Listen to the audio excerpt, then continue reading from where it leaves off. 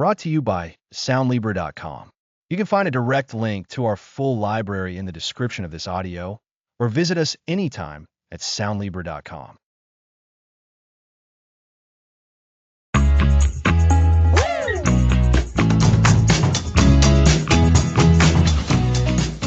Unplugging to Reconnect. Why Screen-Free Parenting Matters. Welcome to the Screen-Free Parenting Guide. Before we dive into our first topic, a quick note. We'll be discussing child development and wellness, but this is for educational purposes and isn't a substitute for professional medical or psychological advice. That's an important reminder. We're starting episode 1 by exploring the why behind making conscious choices to limit screen time for our children. In today's highly digital world, this might seem like a big challenge, but the rewards for our kids and our families are incredibly significant. So, what does screen-free parenting truly mean? It's not about a complete technological ban. Instead, it's about being intentional. It's about making deliberate choices to prioritize real-world experiences, interactions, and activities over constant digital engagement. We're aiming to create childhoods rich with sensory exploration and genuine connection, moving beyond the typical glow of a screen. Curating a childhood. I really like that framing, Lisa. It implies thoughtful selection and a focus on quality. So, it's about making active decisions to create different kinds of engagement. And the why is so important. What are the primary concerns when children have too much screen time? One of the biggest worries is the effect on a child's developing brain. For young children especially, learning happens through direct interaction with their environment. Screens offer a unique type of stimulation, often passive, which can be overwhelming. This can lead to what some call digital overload, potentially resulting in shorter attention spans, difficulty focusing, and challenges with managing emotions. Digital overload. It's like bombarding their senses with more of one thing than they can process. So, instead of building foundational skills through active doing, they're receiving a constant, sometimes artificial, stream of input. Precisely. This continuous stream can also hinder essential developmental steps. Think about language acquisition, which thrives on back-and-forth communication. When a child is absorbed in a screen, they miss out on those dynamic exchanges. They don't practice interpreting tone, reading social cues, or engaging in the responsive conversation that builds strong communication abilities. That's a crucial point. It's not just about what they're watching, but the very nature of consuming it passively instead of actively participating in real life. What about their social and emotional growth? This is another vital area. Real-world relationships involve understanding and navigating complex emotions, developing empathy, and building genuine connections. When screens take center stage, children have fewer opportunities to practice these critical social and emotional skills. Consider children playing together. They learn to share, negotiate, and understand each other's feelings. These are fundamental life lessons that are difficult to replicate through a digital medium. So, rather than learning to recognize a friend's disappointment or finding a compromise in a game, they might be interacting with a character that has preset responses or simply observing. It's like trying to learn surfing by watching videos instead of getting in the waves. That's an excellent analogy, Alex. And beyond the missed opportunities, excessive screen time can also contribute to negative outcomes. We often see increased irritability, difficulty with transitions between activities, and even disruptions to sleep. The light emitted from screens can interfere with natural sleep rhythms, making it harder for children to relax and fall asleep. Sleep issues are a major concern for many families. It can easily become a challenging cycle, right? Tired children can be more difficult to manage, and then parents might turn to screens for a moment of quiet, which then further disrupts sleep patterns. Absolutely. And this leads us to another significant advantage of reducing screen time: strengthening family connections. When digital devices are set aside, families gain more opportunities for shared experiences. These are moments that create lasting memories and foster deeper bonds. So, what do these screen-free moments actually look like, Lisa? What are we encouraging parents to do instead of reaching for a screen? We're advocating for a return to the core elements of childhood play and exploration. Think about what captivated children before screens became so dominant. It was imaginative play, hands-on discovery, creative expression, and simply being present with each other. This could involve building a blanket fort, exploring a local park, or engaging in imaginative scenarios with toys. The goal is to enable children to be curious, to experiment, and to learn through direct experience. It's about reigniting that inherent curiosity and desire to explore their world. It's about letting them simply be children in the most fundamental way. And when we talk about fostering hobbies, what kind of activities are we suggesting? We're suggesting activities that engage multiple senses and require active participation. This could be anything that sparks their interest, such as drawing, painting, building with blocks, playing a musical instrument, gardening, cooking, reading, or creating stories. These pursuits not only offer enrichment, but also help children discover their talents and develop skills that can be valuable throughout their lives. So, these aren't just casual pastimes. They are foundational activities for developing well-rounded individuals. Through these hands-on activities, children learn problem solving, creativity, patience, and persistence. It's like equipping them with a diverse set of tools for navigating life. Exactly. And when children are engaged in these fulfilling activities, they tend to feel more content and less dependent on the instant gratification that screens often provide. The feeling of boredom, which can worry parents, can actually become a powerful trigger for creativity when children are given the encouragement and freedom to explore it. That's a wonderful way to reframe boredom. Rather than seeing it as a problem needing a quick fix, it becomes an opportunity for them to invent, to imagine, and to discover something new about themselves or their environment. Precisely. And by intentionally creating screen-free time and promoting these engaging activities, we are teaching our children invaluable life skills and cultivating a deeper sense of connection with themselves, with their loved ones, and with the world around them.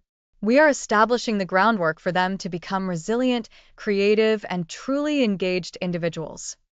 So, to summarize the why behind screen-free parenting centers on a few key areas. We protect developing brains from digital overload, ensure strong language and communication skills are built through real-world interaction, nurture essential social-emotional growth, and mitigate negative effects like sleep disturbances. Conversely, reducing screen time opens up opportunities for more authentic family connections and the development of a wide range of life-enriching hobbies. That's a perfect recap, Alex. We're not taking something away, we're deliberately making space for something far more valuable. These are the experiences that truly shape a child's development and create lasting, positive memories. It's a powerful starting point for our series. I'm already looking forward to exploring the how in our next episode. Me too. So, join us next time as we dive into understanding your family's current screen landscape. It's the crucial first step to knowing where you are so you can intentionally move forward. Next episode, Setting the Foundation, Understanding Your Family's Screen Landscape.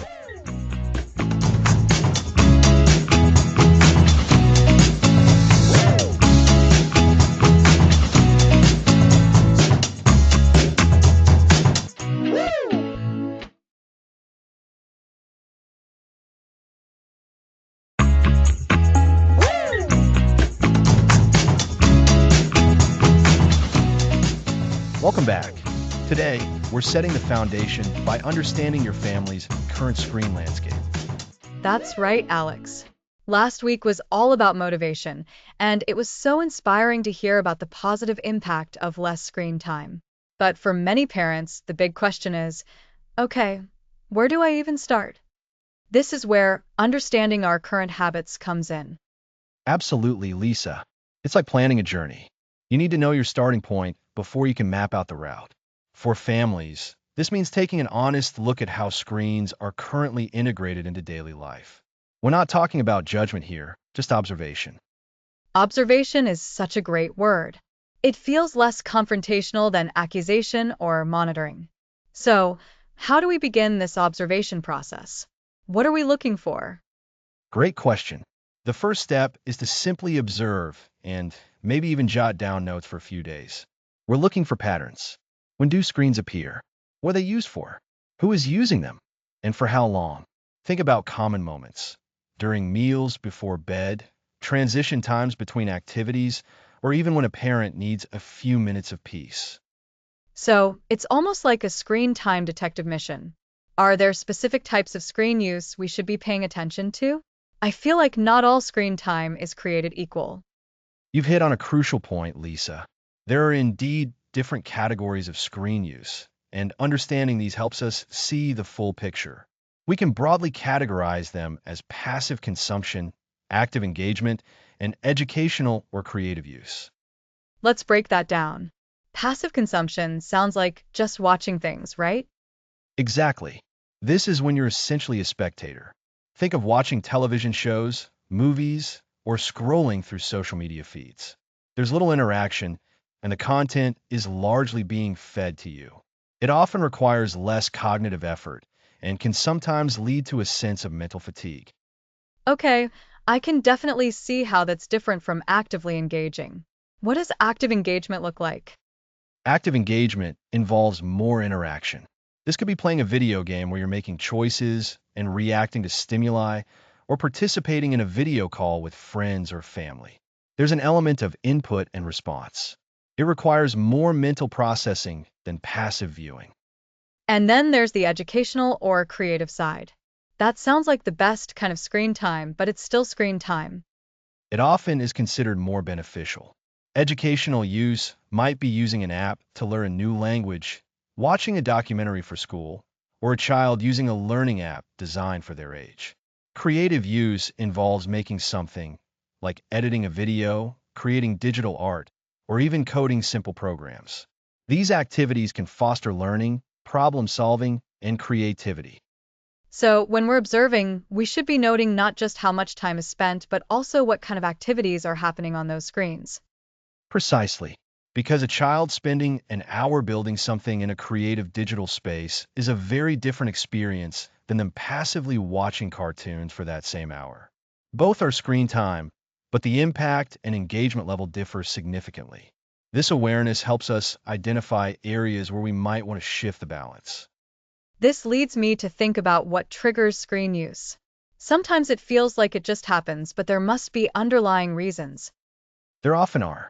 Identifying these screen triggers is another key aspect of understanding your family's landscape.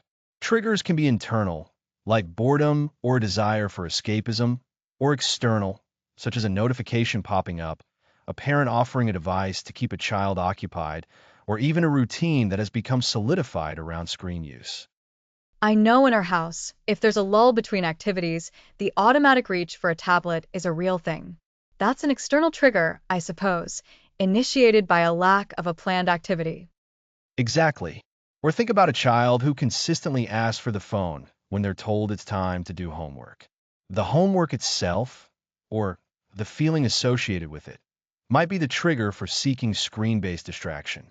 Recognizing these triggers is the first step towards redirecting those impulses. So, we're observing, categorizing the type of screen use, and identifying triggers. What's the goal with all this information? Is it to create a strict report? Not at all. The goal is self-awareness. This information isn't about creating a rigid report card, but about building a baseline understanding. Imagine this as an honest inventory. Once you know where you are, you can start planning where you want to go. This awareness empowers you to make informed decisions rather than reacting impulsively. It makes sense. If I don't know how much time we're spending or on what, how can I possibly aim to change it? Precisely. This baseline observation also helps in setting realistic goals. If your family currently spends 6 hours a day on screens, aiming for zero overnight might be overwhelming and unsustainable. But identifying that 4 of those hours are passive consumption and reducing that by an hour is a tangible, achievable first step. So, for our listeners, the call to action this week is to become observant without judgment. Notice the screen habits, categorize them, and look for those triggers. That's the core of it. Don't aim for perfection, aim for awareness. This episode is all about gathering the data. Think of it as laying strong groundwork. Without understanding the current soil, you can't effectively plant new seeds. We need to know what's growing or not growing before we can cultivate change. And this foundation of understanding is what will allow us to effectively implement the strategies we'll discuss in future episodes, like encouraging play, reading, and outdoor activities. It all starts with this honest look at our screen landscape. Indeed. So, to recap, this week we've emphasized the importance of establishing a baseline understanding of your family's screen habits. We've discussed observing screen use, categorizing it into passive consumption, active engagement, and educational or creative activities, and identifying common screen triggers. This foundational awareness is your most powerful tool for beginning to shape a healthier relationship with technology for your family. It feels much more manageable when you break it down like this. Knowing what we're working with makes the idea of change feel less daunting. And that's exactly why we're starting here. For our next episode, we're going to build on this foundation by exploring the incredible power of play and how to ignite imagination beyond the screen. I'm really looking forward to it. Thanks for listening.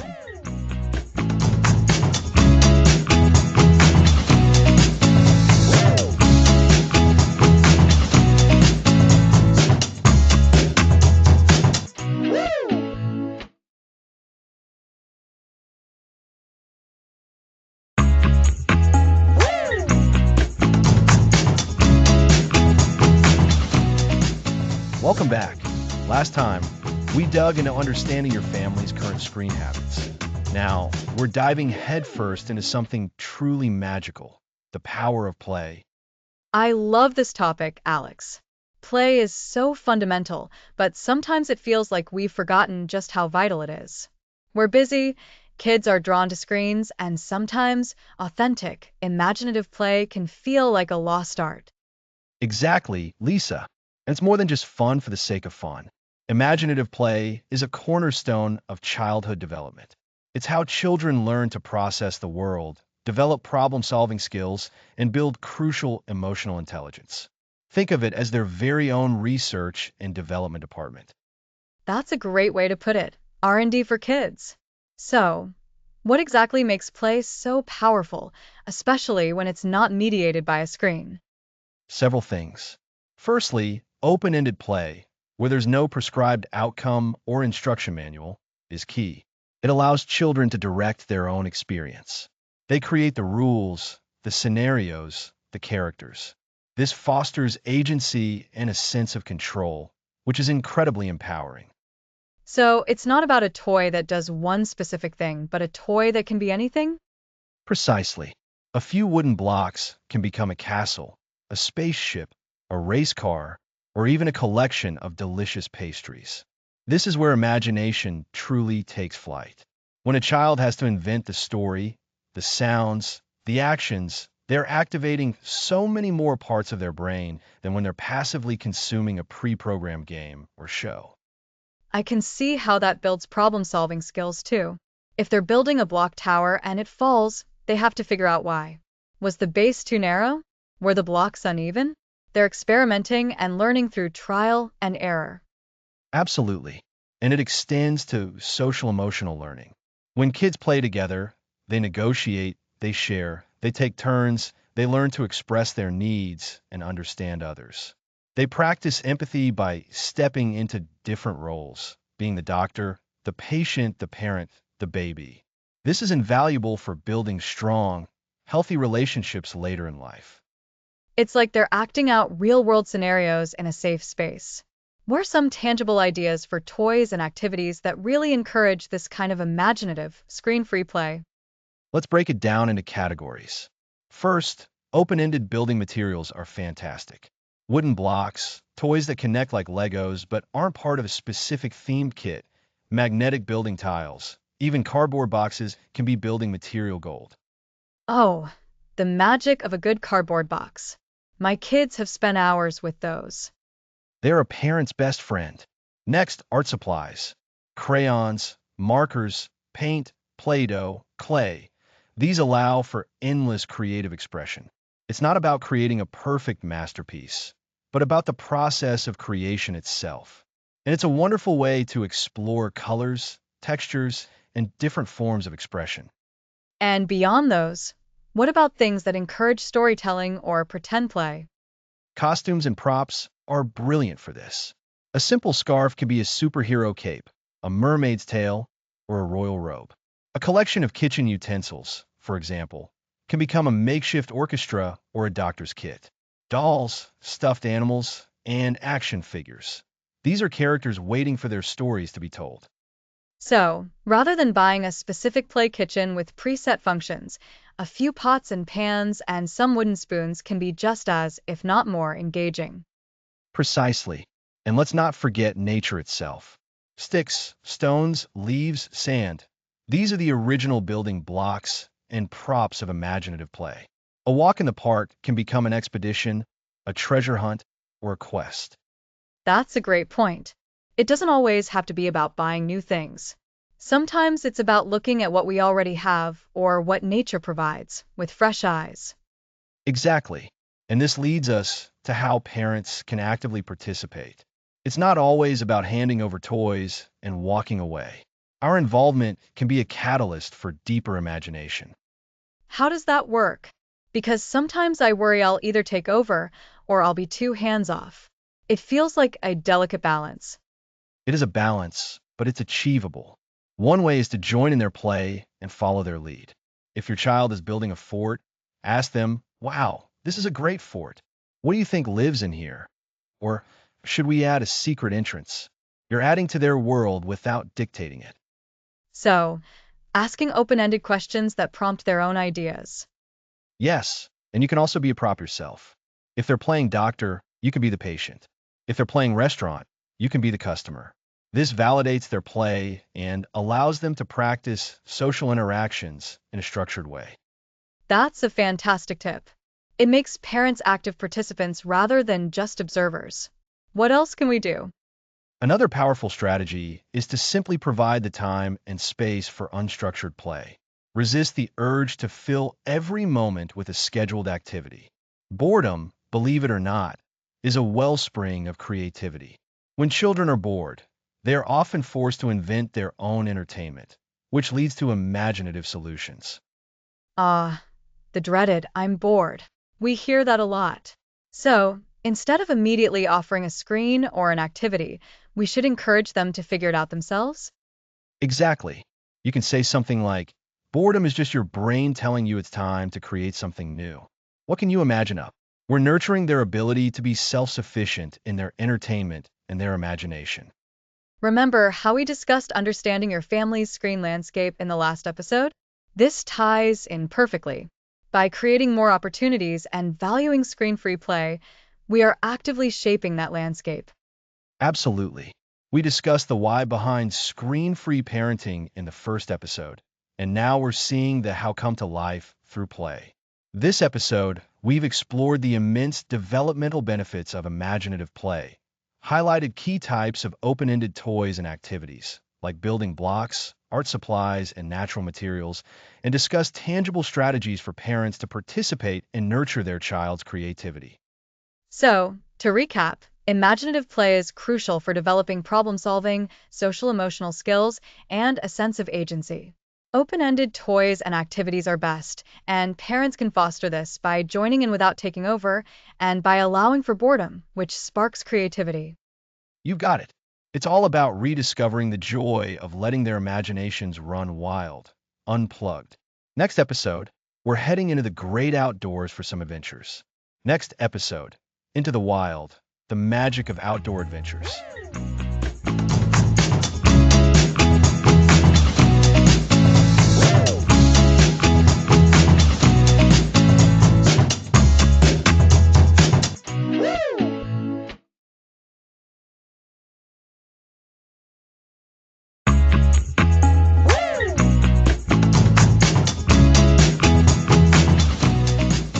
Welcome back.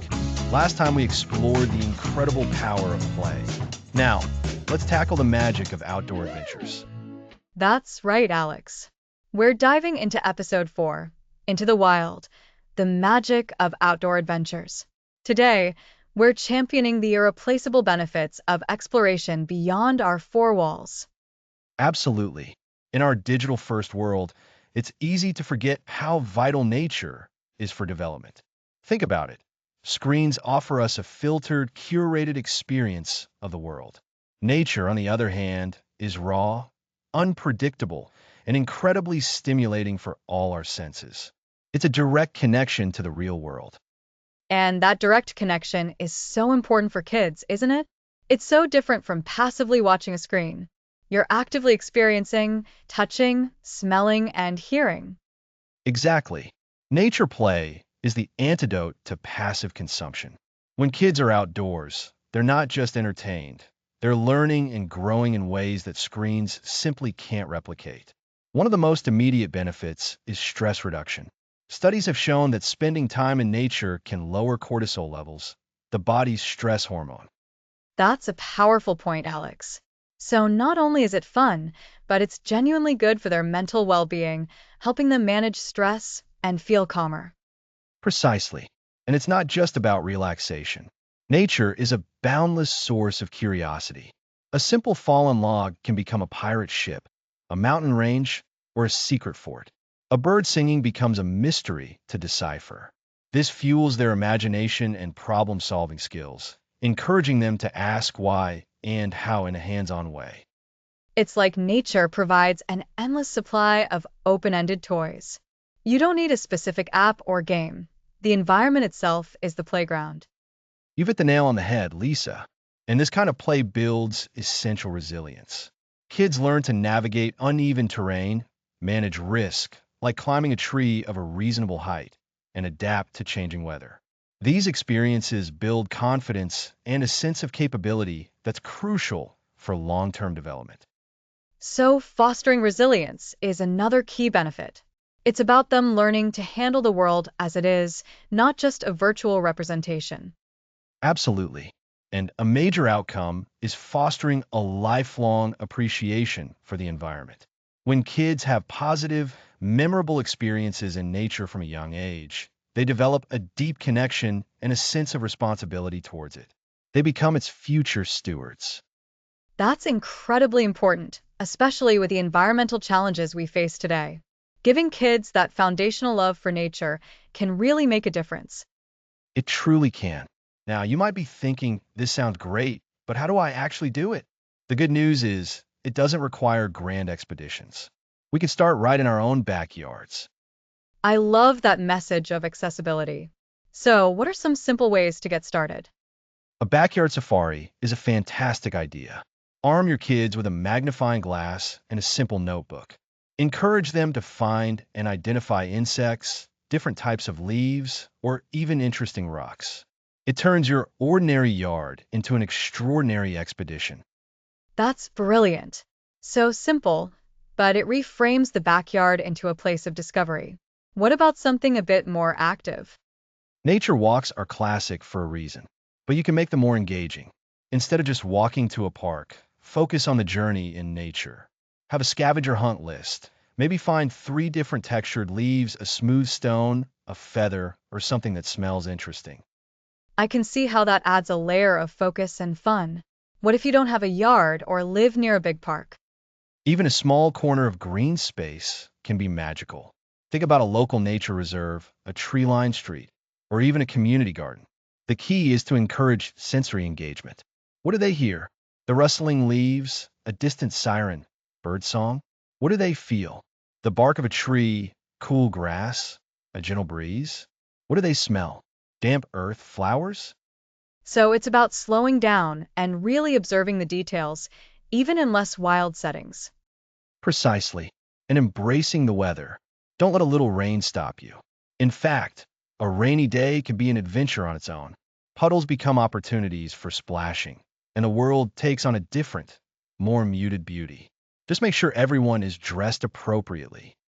That's a great reminder. So embrace the elements. What about when kids are older? Could they still find this engaging? Absolutely. For older kids, you can introduce slightly more challenging hikes, perhaps with a specific destination like a scenic viewpoint. Geocaching is another fantastic activity that combines technology with outdoor exploration, requiring navigation skills and problem solving. Or perhaps learning basic outdoor skills like identifying edible plants, with expert guidance, of course, or even building a simple shelter. Geocaching sounds like a perfect bridge for kids who are used to a bit more structured activity. And the idea of learning practical outdoor skills is empowering. It is. And we must also touch on the calming effect nature has on children who might be struggling with sensory overload from screens or other environmental factors. The steady rhythm of nature, the open space, the natural sounds, these can be incredibly therapeutic, helping to regulate their nervous systems. That's a profound benefit, especially for children who might be easily overstimulated. Nature offers a sort of gentle reset. It really does. So, to recap this segment, outdoor adventures are essential for reducing stress, fostering curiosity and imagination, building resilience and confidence, and cultivating a lifelong appreciation for the environment. It's about connecting kids with the real, tangible world, countering the passive nature of screen time with active, sensory-rich experiences. And we've learned that these experiences don't need to be complicated. Backyard safaris, nature walks with scavenger hunts, and even embracing a rainy day can all be incredibly valuable. It's all about making nature accessible and engaging. Exactly. So, I encourage all our listeners to step outside today, even for just a few minutes. See what wonders you and your children can discover together. It's an investment in their well-being and their connection to the world around them. Next episode, we'll be sliding into some fun with our families for episode 5, Family Game Night. Fun, laughter, and connection. We'll explore how board games and card games can be a powerful tool for family bonding.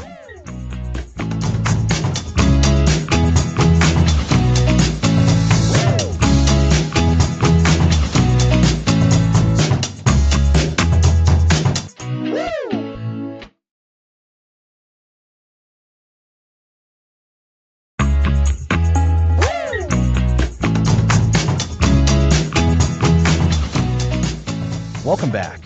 Last time, we explored the incredible magic of taking our families outdoors. Now, let's bring that same sense of fun and connection right into our homes with episode 5, Family Game Night. Fun, laughter, and connection. Family Game Night. That brings back so many happy memories. It feels like such a simple idea, but I know we're going to dive deep into why it's so powerful for screen-free parenting. Absolutely, Lisa. In our hyper-connected digital world, where entertainment is often individual and passive, dedicated family game time is a true gem. It's not just about passing the time. It's about actively building something fundamental, connection. Think about it. When was the last time your whole family was gathered together, focused on the same activity, with no screens in sight? It's been a little while, if I'm honest. Life gets busy, and it's easy for everyone to retreat to their own devices. But you're right, a board game or a deck of cards immediately changes that dynamic. Everyone is present, looking at each other, interacting. Exactly. And that interaction is where the real magic happens. Board games and card games are fantastic tools for developing crucial skills. Let's start with critical thinking. Many games require strategy, planning ahead, and understanding consequences. You have to weigh your options, anticipate your opponent's moves, and adapt your strategy if things don't go as planned. So, it's like a low-stakes training ground for problem solving. Kids learn to think through different scenarios and make conscious decisions, which is so valuable. Precisely. It's learning by doing in a fun, engaging way. We're not telling them, learn to think critically. They're naturally doing it as they try to figure out how to win that round of Monopoly or strategically place their pieces in chess. Beyond thinking skills, games are incredible for social development. They teach turn-taking, patience, and how to win and lose gracefully. Ah, the graceful loser is a tough one to master, isn't it? My kids have certainly had their moments around that. But it's such an important life skill. Learning to handle disappointment and still respect the other players is key. It truly is. And what about healthy competition? Games provide a safe space to experience the thrill of competition without the high stakes of other areas of life. They learn to push themselves, to strive for victory, but also to celebrate the success of others. It builds resilience. When they lose, they learn to pick themselves up, dust themselves off, and try again next time. This is a mindset that will serve them well throughout their lives. And let's not forget the laughter. Family game nights are often filled with pure, unadulterated fun. The silly mistakes, the unexpected twists, the aha moments, they all lead to shared joy and a strong sense of togetherness. These are the moments that become cherished family memories. You've hit on a vital point, Lisa. These aren't just fun evenings, they are memory-making machines. Years from now, your children will remember the epic card battles, the hilarious board game blunders, the collective cheers when someone achieved a difficult goal. These shared experiences weave the fabric of family identity. They create a sense of belonging and reinforce the idea that we're in this together. So, how do we, as parents, make sure these game nights are a success and not another source of stress or argument? I think choosing the right games is probably the first step. That's a great question, and it's all about age appropriateness and family interests. For younger children, look for games with simple rules, bright colors, and a focus on matching, counting, or simple strategy.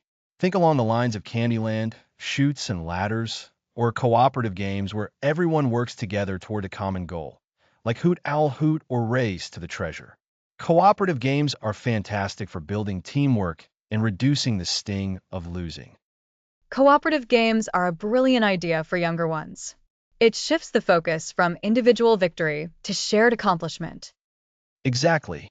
As children get older, you can introduce more complex strategy games, games that involve resource management, bluffing, or more intricate decision-making. Settlers of Catan, Ticket to Ride, or even games like Connect 4 or Checkers can be great stepping stones. And for the whole family, there's so many fantastic modern board games out there now that cater to a wide range of ages and interests. It's also important, I imagine, to manage expectations. Not every game night will be perfect. There might be tantrums, or someone might simply not be in the mood. You're absolutely right. Flexibility is key. It's not about forcing fun. If a particular game isn't sparking joy, it's perfectly okay to switch to something else or even call a night. The goal is to foster a positive association with game time. Sometimes just sitting down together to play a quick round of a card game, like Go Fish or Crazy Eights, can be enough. Don't feel pressured to play for hours. Even 20 to 30 minutes of consistent, focused family interaction can be incredibly impactful. And how do we keep the enthusiasm going, especially when tablets and video games are so readily available and often more stimulating? One way is to make it a ritual. Designate a specific night or time each week. Let your children have a say in choosing the games. Rotate who gets to pick the game. You can even create a game night basket filled with different games, dice, and maybe some fun snacks to add to the occasion. Making it feel special, like a regular event, can build anticipation and make it something to look forward to. I like the idea of a game night basket. It makes it easy to grab and go. It also adds an element of surprise if the youngest child gets to pick from the basket. Precisely. And get everybody involved in the setup and cleanup. This reinforces the idea that game night is a shared family activity, not just something parents impose.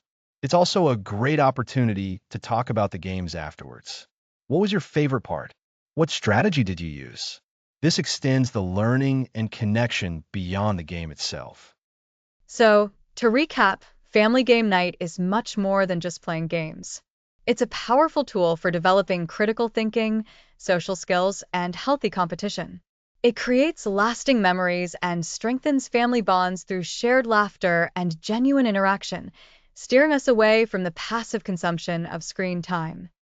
That's a perfect summary, Lisa.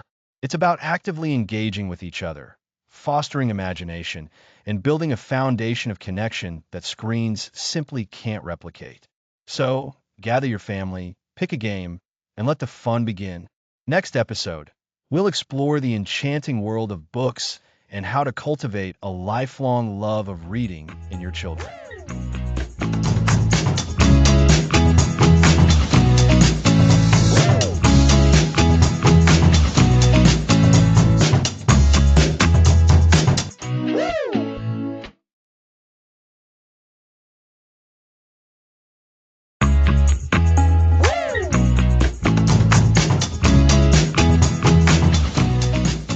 Welcome back. Today, we're diving into the magic of reading together. And building on our last episode about game nights, opening a book together creates a wonderful shared experience. Today, episode 6 is The Power of the Page, Cultivating a Love for Reading. We'll explore why reading aloud is crucial and how to make it a cherished part of your family's routine. I'm excited. Getting kids to pick up a book can be a challenge. Alex, why is reading aloud so important for raising engaged kids? When you read aloud, you're building their language skills. They hear new words, sentence structures, and tones, which directly impacts their vocabulary and ability to articulate thoughts. So, it's like a natural language immersion class? Precisely. Reading aloud also expands their understanding of the world. Books introduce different cultures, historical periods, and characters, sparking curiosity and broadening perspectives. It's active learning, encouraging imagination. What about the emotional side? Shared reading is a powerful bonding experience. Snuggling up with a book creates intimacy and connection. It's a dedicated time for your undivided attention, strengthening your relationship and building trust. A mini retreat from life's busyness. How does reading impact long-term development and school readiness? Children read to regularly develop stronger pre-reading skills, which leads to better literacy development in school and can positively affect their academic performance. So, bedtime stories lay the groundwork for academic success, like planting seeds for a garden of learning. That's a perfect analogy. Reading aloud is also beneficial for older children. Reading more complex chapter books together helps them tackle challenging vocabulary and themes, opening doors for deeper conversations. It's easy to think reading aloud is only for young kids, but it has benefits for a wider age range. For parents ready to embrace this, what's the first step? Make it a priority. Schedule it in. 15 to 20 minutes of dedicated reading time can make a huge difference. A common and effective approach is the before bed story routine. It signals winding down and provides quiet time together. Consistency is key. What about choosing captivating books? There are so many options. Tailor choices to your child's age and interests. For very young children, think board books with simple narratives. As they grow, introduce picture books with richer stories. For older children, chapter books with engaging plots are fantastic. Don't be afraid to revisit classics or explore new releases. And if a child has a specific interest like dinosaurs, Lean into that. Find books about dinosaurs. This makes reading intrinsically motivating because they engage with a topic they already love. It's a gateway to exploring more complex ideas. Visiting your local library is also invaluable. Librarians recommend books for all ages and interests. the library is a whole adventure. Alex, beyond picking the book, how can we make the reading experience more engaging? Don't just read the words. Use different voices for characters. Exaggerate emotions. Pause for dramatic effect. Ask questions. What do you think will happen next? Or, how do you think that character is feeling? This pulls them into the story and encourages critical thinking. Brilliant. It turns reading into an active dialogue and helps them connect with characters. Exactly. For older children reading independently, consider reading together. You each take turns reading a paragraph or a page. This is a shared experience and models fluent reading and expression. So, we've covered the why, developmental and emotional benefits, and the how, making it a priority, choosing engaging books, and making it interactive. What if a child is uninterested? Stay patient and persistent. Don't force it, but don't give up. Try different genres, different formats like audiobooks or graphic novels. Sometimes it's about finding that one special book. Also, let them see you reading. As parents, we are our children's most influential role models. A good reminder. We are the primary examples. So, to recap, reading aloud boosts language skills, expands knowledge, strengthens family bonds, and sets children up for academic success. Make it consistent, prioritized, choose books that align with interests, and make the experience interactive. You've summarized it perfectly. Reading is an investment in your child's future, yielding immense returns in joy, connection, and lifelong learning. It's a truly screen-free superpower. It really is. Turning pages together creates a world of imagination and connection, one story at a time. Next episode, Kitchen Creations, Cooking and Baking as a Family. Ooh, I'm looking forward to that. Another fantastic way to connect and create. Indeed. Thanks for listening.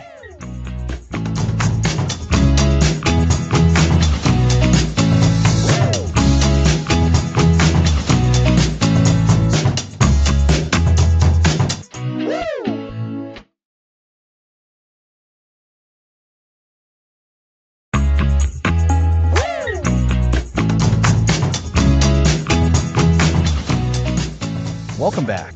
Last time, we explored the magic of reading. Now, let's tackle the kitchen. Oh, I love this topic. The kitchen feels like the family's bustling center, and bringing kids into it without screens feels natural.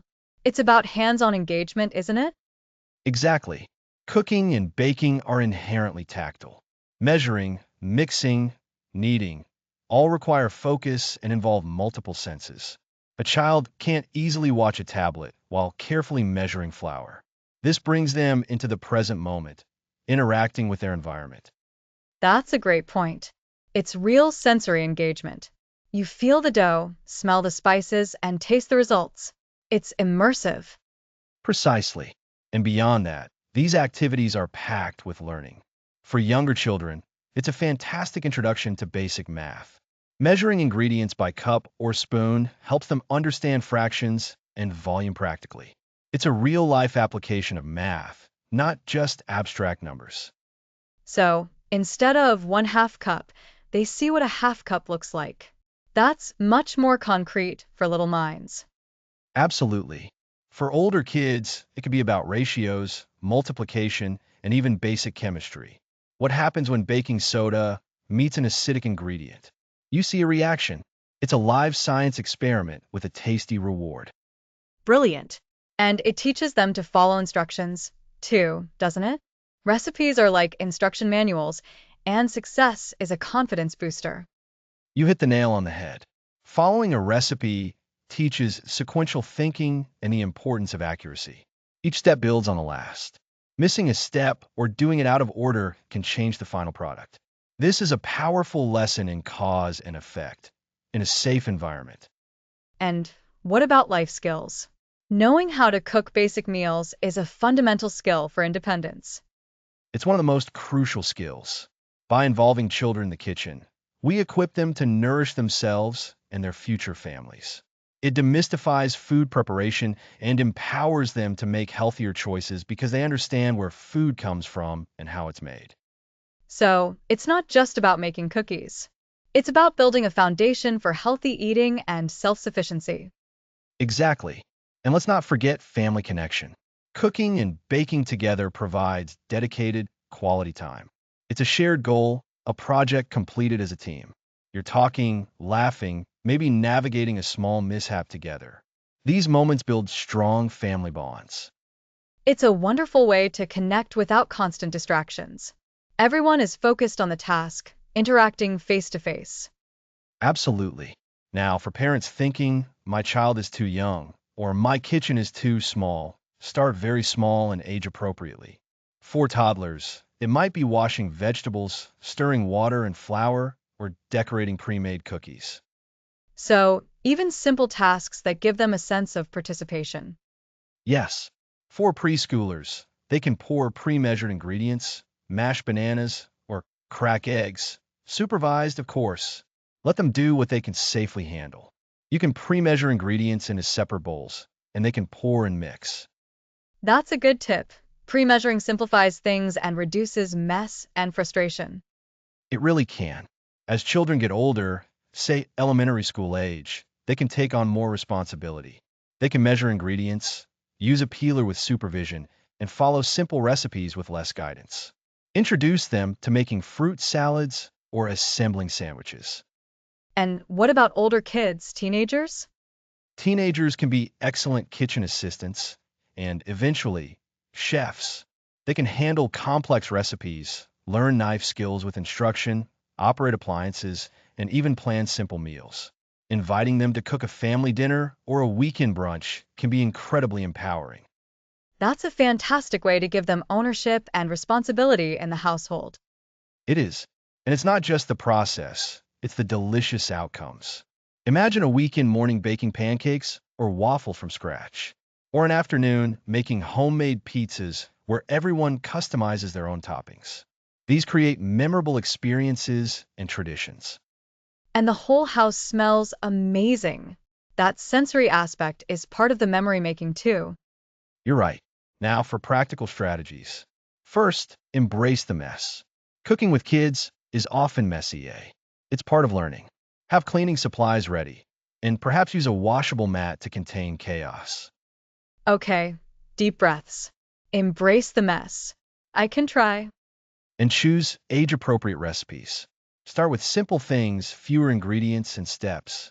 Think no-bake cookies, simple muffins, or easy bread recipes. As skills grow, challenge them with more complex dishes.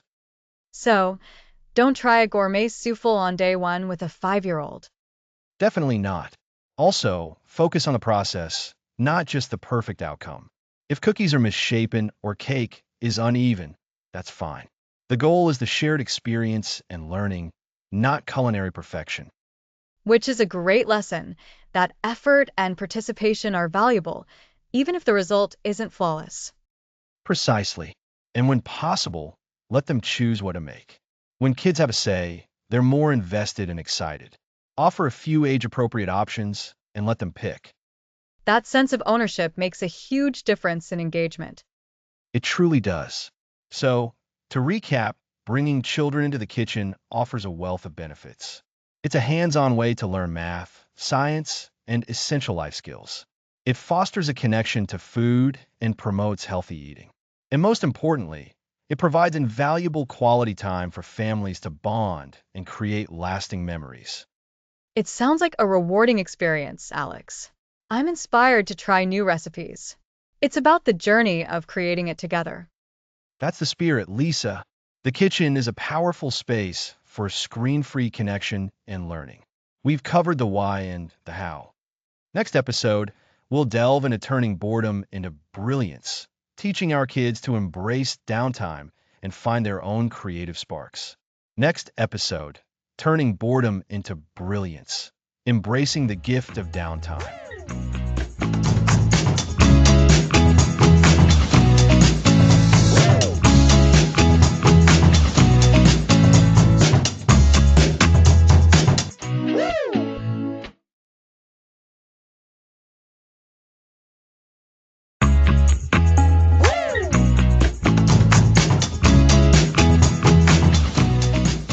Welcome back.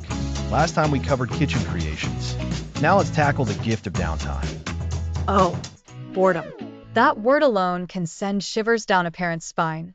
Can it? We're so used to filling every moment for our kids, and when they say, I'm bored, our immediate instinct is to reach for a tablet or a video.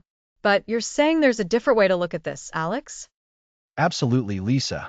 We're going to challenge the idea that boredom is a negative thing. In fact, we're going to argue that it's a crucial ingredient for raising creative, resilient, and self-sufficient kids. Today's episode is all about turning boredom into brilliance and embracing the true gift of downtime. So, you're suggesting we shouldn't be afraid when our children declare they have nothing to do? That sounds counterintuitive to so many of us. It does because we've been conditioned to see constant activity and entertainment as the ideal. But think about it. When we're always providing answers or distractions, when do our children learn to find their own? Boredom is actually the fertile ground where creativity and problem-solving skills can blossom. When a child is bored, their mind is free to wander, to make connections, to invent games, and to discover their own interests without external direction. I can see that. It's like when you're trying to fall asleep and your mind starts buzzing with all sorts of ideas. You're not actively trying to be creative at that moment, but your brain is free to explore. Exactly. That's the power of unstructured time. When a child faces a void of activity, their internal resources are activated. They have to dig deep to entertain themselves. This can lead to them inventing elaborate imaginary worlds, designing new games with everyday objects, or even figuring out how to solve a small, self-imposed problem. These are the very skills we want them to develop for later in life, aren't they? The ability to adapt, to innovate, to be resourceful. Indeed. So, how do we as parents help facilitate this without us feeling like we're failing because we're not constantly entertaining them? What are the practical steps? The first step is a mindset shift. We need to reframe boredom not as a problem to be solved, but as an opportunity. When your child says, I'm bored, instead of immediately offering a solution, try a gentle, open-ended response like, oh, really? What could you do? Or what's on your mind? This puts the ball back in their court and encourages them to think. That's a great starting point. It's about empowering them to be the problem solvers. What else? Provide a rich environment for potential discoveries. This doesn't mean filling your house with endless toys. It means creating spaces and offering materials that inspire open-ended play. Think about a collection of blocks, art supplies that aren't just for pre-drawn outlines, natural materials like stones or sticks, loose parts that can become anything. These are invitations to create, not prescriptive toys with a single function. So, it's about offering a palette of possibilities rather than a finished product. Precisely. And importantly, we need to resist the urge to fill every quiet moment with our own advice or suggestions. Sometimes, letting them figure things out, even if it involves a bit of fumbling or frustration, is where the real learning happens. We can be present, available, and supportive, but not overly directive. That's a tough one for many parents. We want to help, to make things easier. But you're saying that struggle, that process of figuring things out independently, is vital. It is. Think of it like building a muscle. If you never lift anything heavy, your muscles won't get stronger. Similarly, if a child never has to exert mental effort to find something to do or solve a small challenge, their creative and problem-solving muscles won't develop. So, when they're bored, encourage them to explore their immediate surroundings. What objects are nearby? How can they be repurposed? Can they build a fort out of blankets? Can they create a new story with their stuffed animals? That sounds like a call to tap into their imagination. We've talked about imagination in previous episodes, and it seems like boredom is its direct pathway to expression. Absolutely. Boredom sparks imagination. It's that space where the what-if questions arise.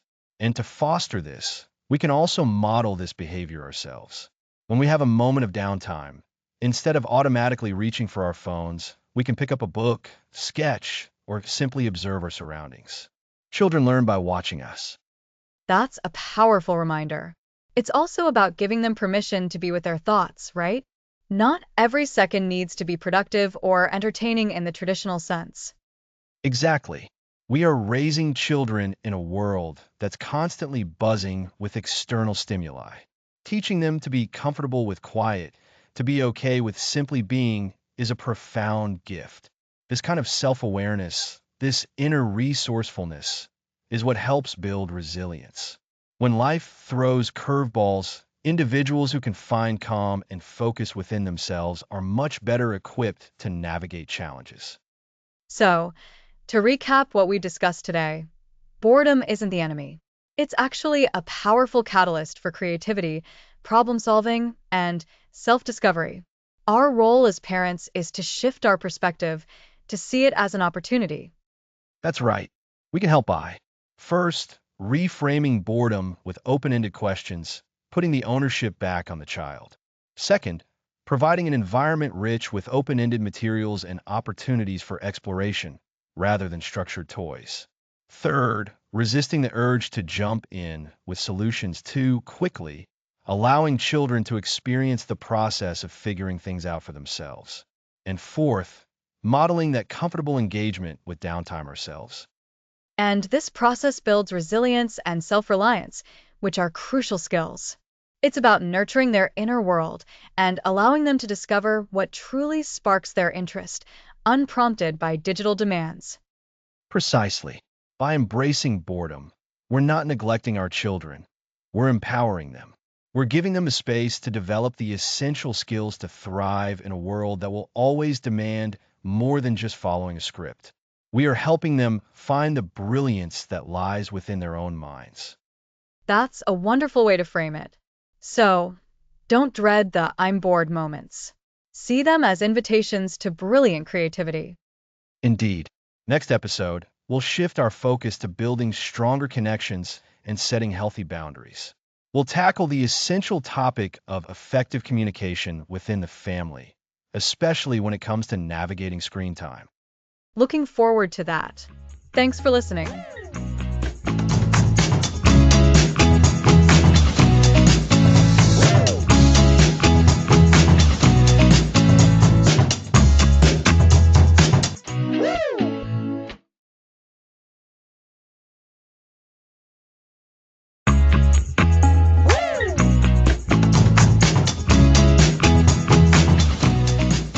Welcome back.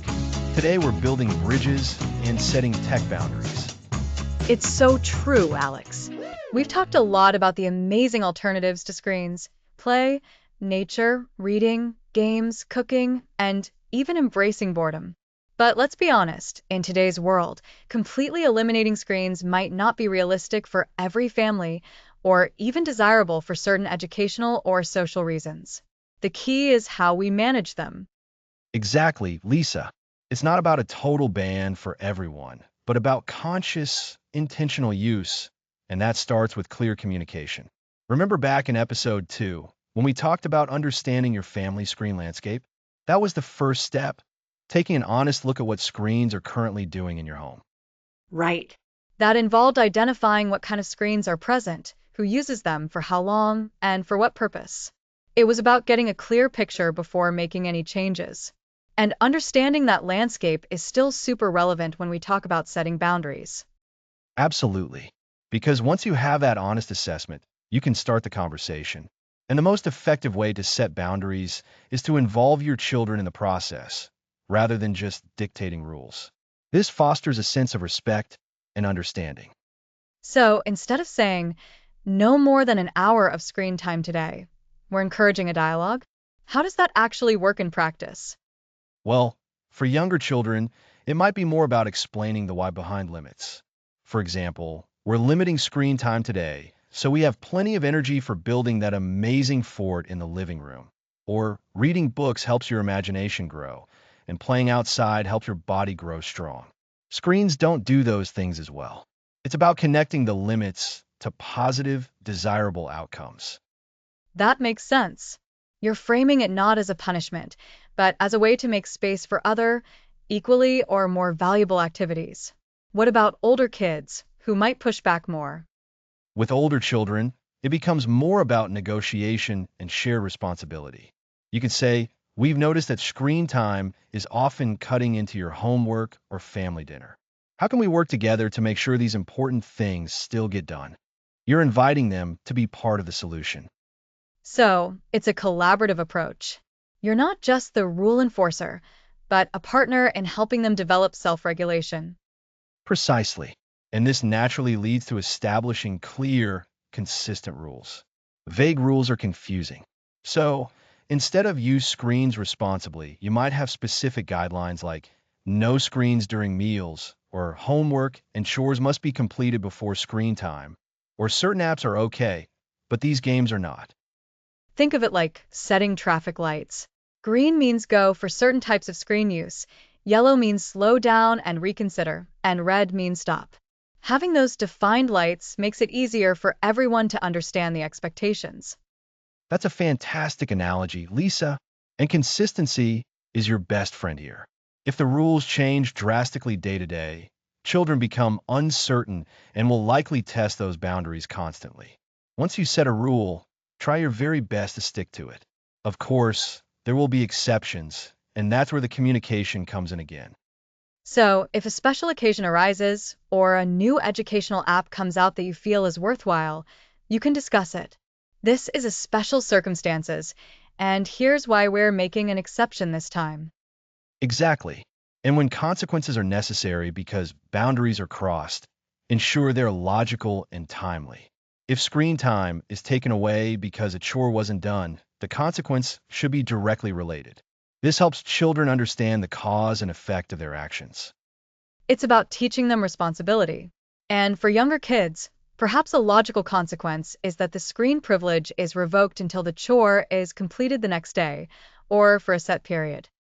Yes, and for older kids, it might be a discussion about earning back trust or privileges.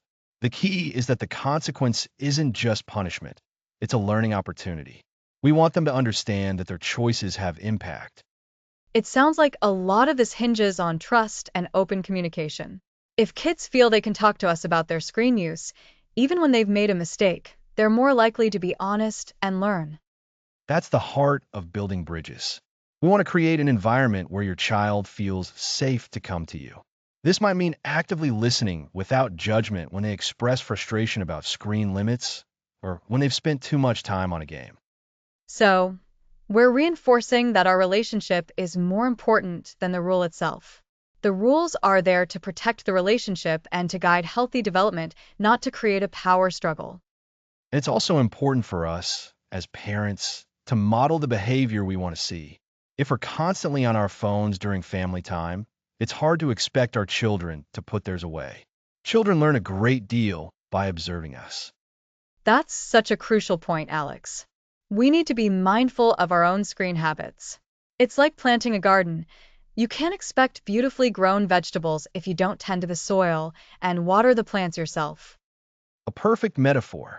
So, to recap this important discussion on communication and boundaries. First, revisit your family's screen landscape from episode 2 to understand the current situation. Second, engage in open, honest communication with your children about screen use, explaining the why, and involving them in setting rules, especially as they get older. Third, establish clear, consistent, and easy to understand digital boundaries. And finally, be a role model for the screen habits you wish to see in your children. By building these bridges of communication and setting mindful boundaries, we help our children navigate the digital world more safely and develop crucial self-regulation skills. It's all about empowering them, not restricting them, and keeping our family connection strong. Absolutely. These strategies are foundational for raising engaged kids in a digital age. Next episode, we'll explore the art of the deal, looking at negotiating screen time when it's truly necessary.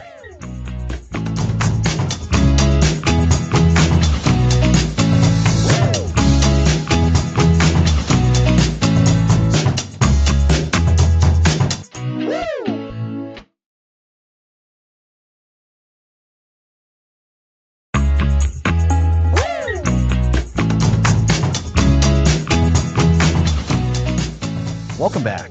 Last time we covered communication and tech boundaries. Now let's talk about negotiating screen time. That's right, Alex. We've been advocating for reducing screen time and embracing screen-free activities, and that's still our core message. But let's be realistic. There are times when screens are a part of life.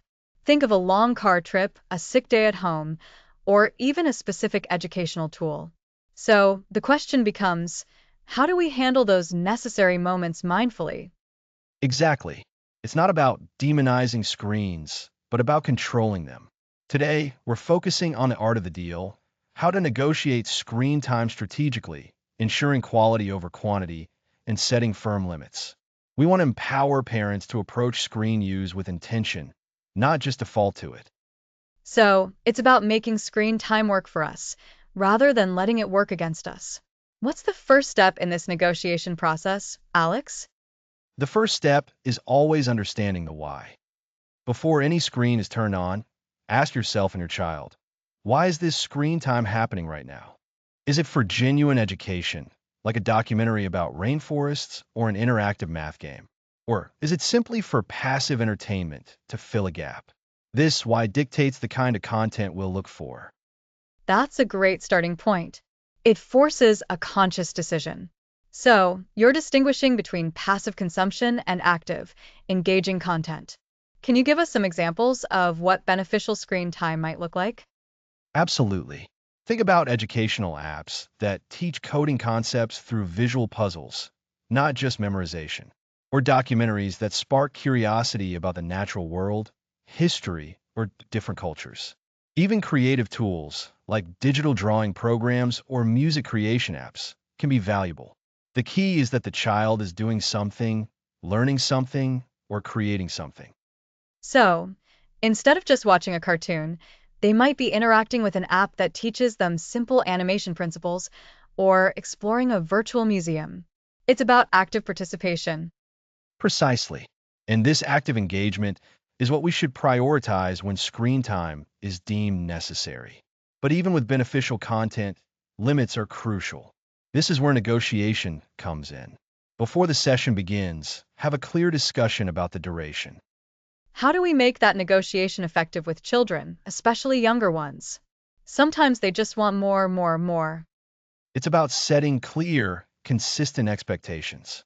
For younger children, visual timers can be incredibly helpful. You can say, you can play this game for 1 hour and show them the timer ticking down.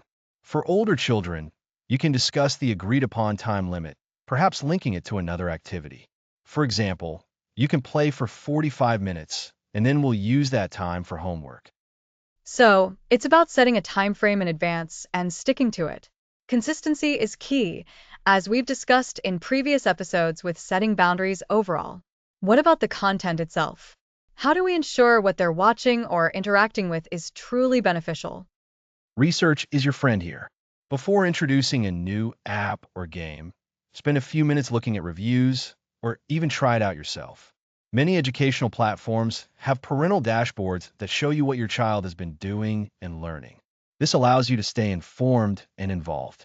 It's about being an informed user of screen technology, not just a passive dispenser. That makes sense. It's like choosing the right ingredients for a healthy meal rather than just grabbing whatever's convenient. You're curating the experience. Exactly. And remember, negotiating screen time isn't just about the child agreeing. It's about the parent presenting the deal clearly and enforcing it. Sometimes, the deal might involve a trade-off.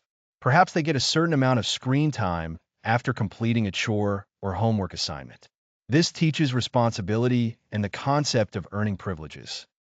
That ties in beautifully with building those communication bridges we talked about. It's a give and take, a discussion, rather than just a command. And what if a child pushes back or tries to extend the time? This is where consistency and calm firmness come in. Reiterate the agreed upon limit. We agreed on 30 minutes, and our time is up. Avoid getting into a lengthy debate, which can derail the whole process. If necessary, gently disengage them from the device.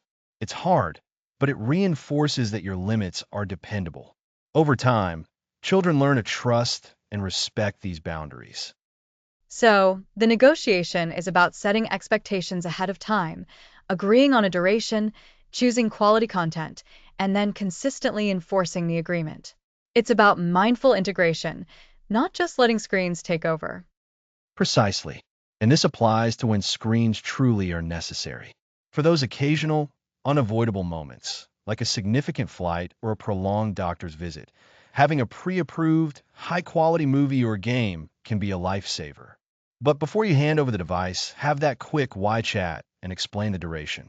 This way, even in those challenging situations, you're still practicing mindful screen use. It sounds like the core principle remains the same, even when screens are involved: intention and control. We're not letting screens dictate our family life, but using them as tools when strategically beneficial, always with clear limits and thoughtful content choices. You've got it, Lisa. We've talked about reducing reliance on screens, fostering imagination through play, embracing the outdoors, connecting through games and books, creating in the kitchen, and turning boredom into brilliance. We've also explored communication and boundaries. We've added another vital tool to our toolkit: how to manage necessary screen time with intention. So, to recap this episode, when screen time is unavoidable or strategically beneficial, remember these key points. First, clarify the why behind the screen use. Second, Prioritize quality, engaging, and educational content. Third, negotiate and set clear time limits before the screen is turned on, using tools like visual timers. Fourth, be informed about the content and engage with parental controls. And finally, be consistent and firm in enforcing the agreed upon limits. Excellent summary, Lisa. By approaching necessary screen time with this mindful strategy, we can ensure it serves a purpose without compromising our broader goals of raising engaged, well-rounded children. It's about regaining control and making technology a tool, not a master. And this brings us closer to the end of our series. We've covered so much ground, from the initial unplugging to now mastering the art of strategic screen negotiation. Indeed. And next time, we'll be looking at how to weave all these screen-free moments and mindful screen use strategies into the fabric of our everyday lives, ensuring a long-term shift rather than just a temporary fix. Join us next time for episode 11, Beyond the Routine, weaving screen-free moments into everyday life.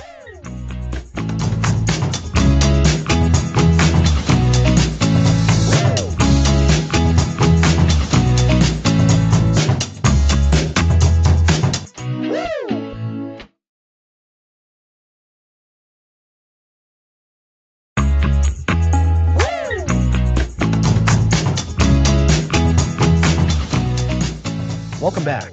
Let's weave screen-free moments into everyday life. We've covered big screen-free activities, but small, consistent moments are key.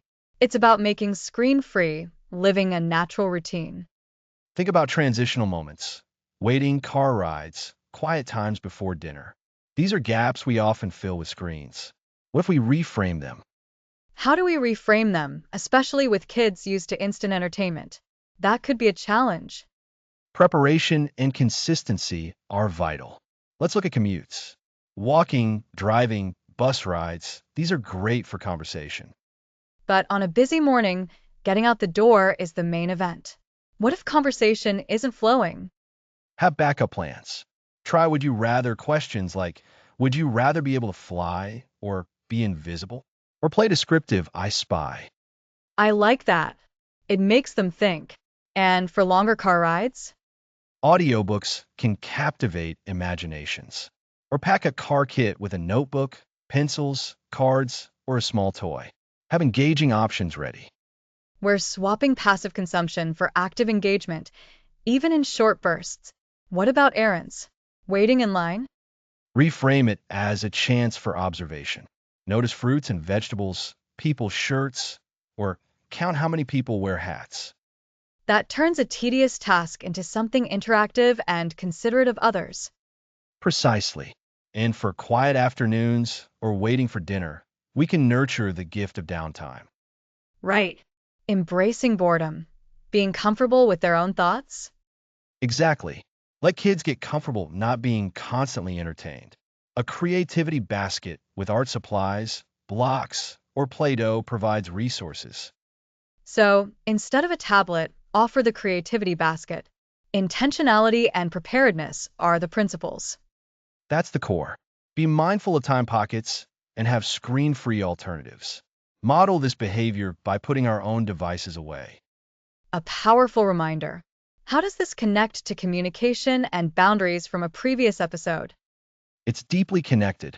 Offering screen-free alternatives reinforces connection and engagement. When screen time negotiations arise, the foundation of enjoying screen-free activities is already established.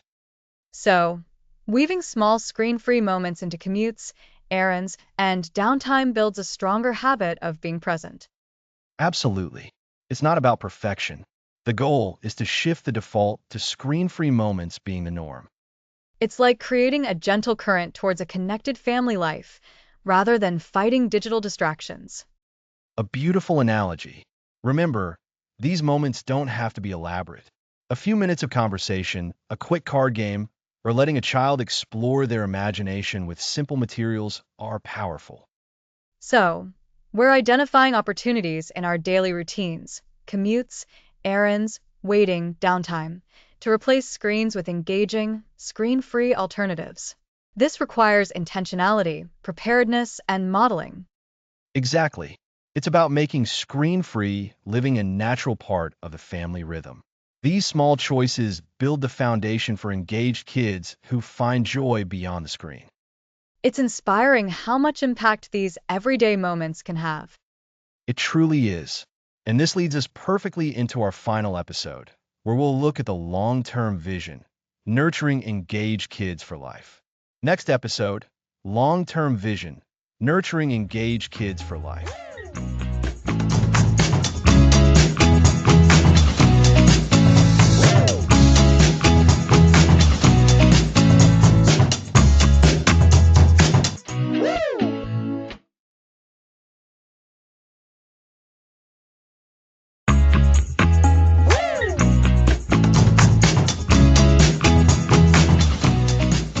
Welcome to the Screen-Free Parenting Guide. We've reached our final episode together. It's hard to believe we're at the end of our series, Alex. We've covered so much ground. For listeners just joining us, this is our final installment. The core idea throughout the series is that by intentionally reducing screen time, we're giving our children the opportunity to truly engage with the world around them and with each other. Exactly, Lisa. And that engagement is key. When we foster engagement, we're cultivating curiosity, creativity, and critical thinking. Think back to episode 3, where we talked about the power of play. Unstructured play allows children to be the architects of their own adventures, to experiment, to solve problems, and to develop their imaginations. This isn't just about filling time. It's about building the essential skills they'll need throughout their lives. And it's amazing how these skills ripple outwards. In episode 4, we explored the wonders of outdoor adventures. Getting outside isn't just about physical activity. It's about sensory exploration, risk assessment, and developing a deep appreciation for nature. Children learn to observe, to adapt, and to find wonder in the seemingly simple things. Absolutely.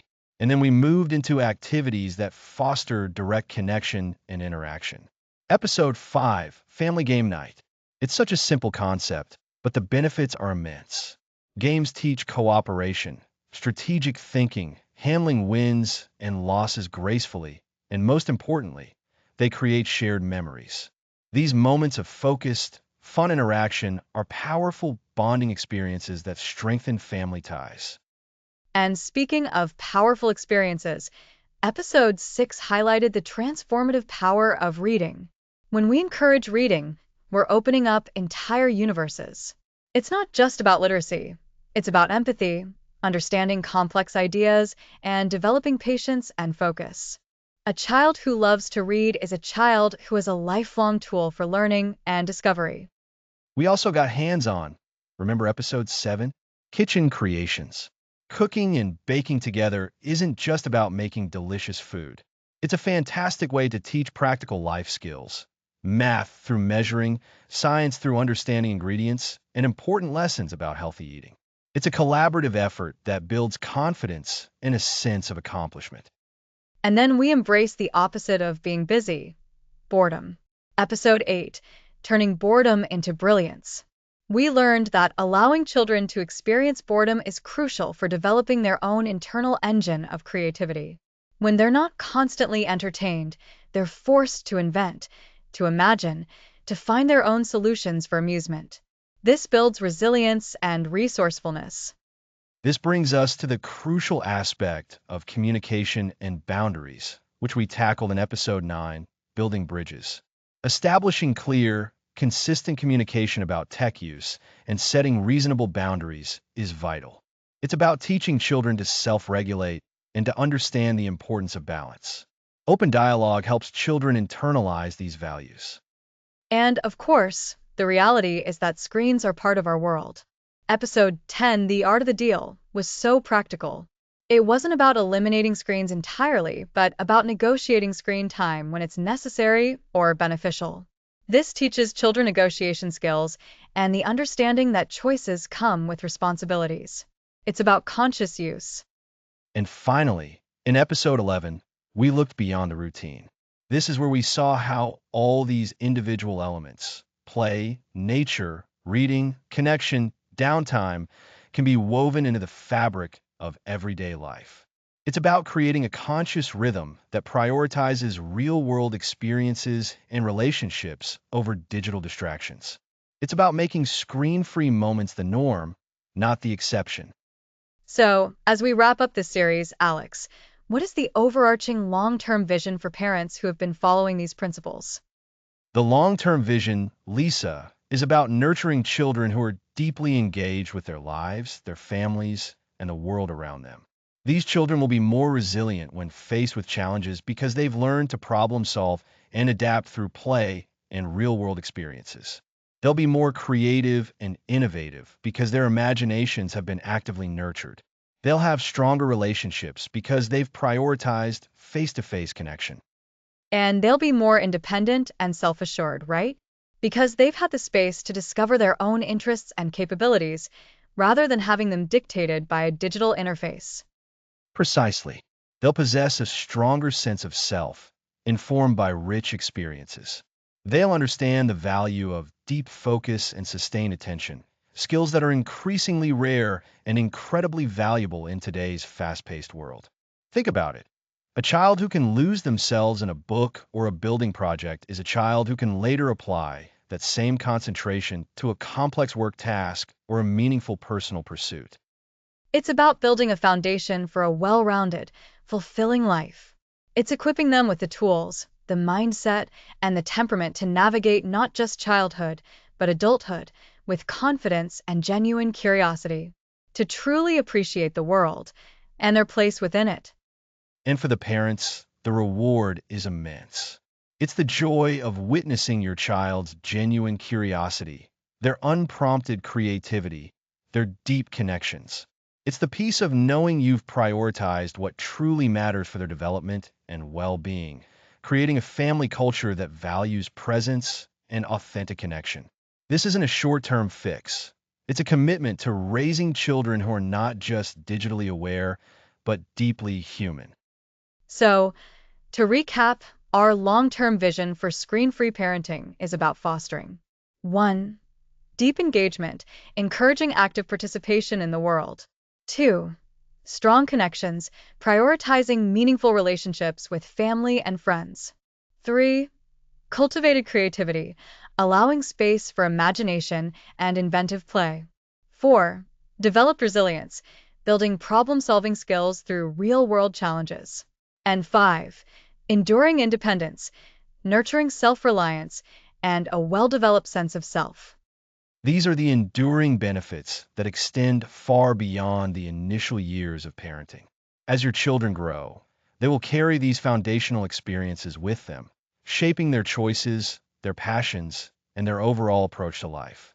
The effort you put into creating a screen-lean, experience-rich environment now will pay dividends for a lifetime. It's been an incredible journey exploring these principles with you, Alex. Thank you to everyone who has listened, learned, and hopefully implemented these ideas in their own families. Yes, thank you for joining us for the Screen-Free Parenting Guide series. We hope this final episode leaves you feeling empowered and inspired to continue nurturing engaged, vibrant children. Alex and Lisa, thanks for listening to the series.